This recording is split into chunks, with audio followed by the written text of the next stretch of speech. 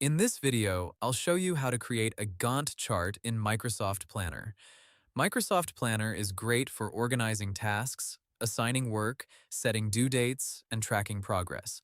However, Planner does not have a full built-in Gantt chart view in every version.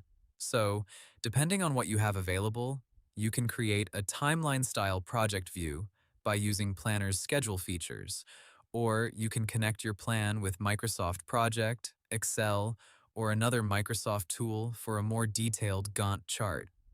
First, open Microsoft Planner and select the plan you want to work with. If you do not have a plan yet, create a new one, give it a project name, and add the team members who will be working on it. Next, start creating your tasks. Click Add Task, enter the task name, and assign it to the correct person. Then add a start date and due date. These dates are important because a Gantt chart is based on when each task begins and when it should be completed. After adding your tasks, organize them into buckets. For example, you can create buckets like planning, design, development, review, and launch. This makes your project easier to follow and helps you see which phase each task belongs to.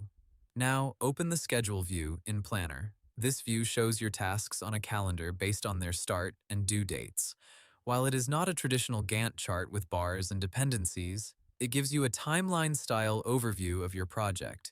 If you need a real Gantt chart, you can use Microsoft Project or Excel.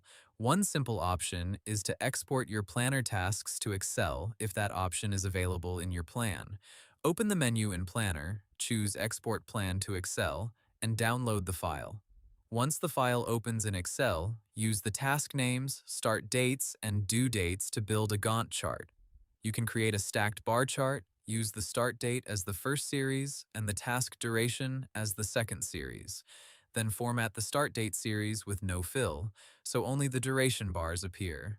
This gives you a basic Gantt chart showing how long each task lasts. For more advanced project tracking, use Microsoft Project. You can recreate or connect your project tasks there, add dependencies, adjust timelines, and view a proper Gantt chart with taskbars, milestones, and progress tracking.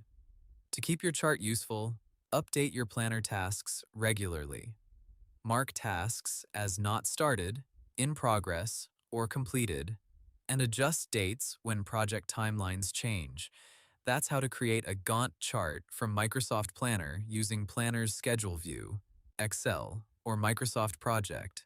Hope the tutorial was helpful. Subscribe to my channel and see you in the next video.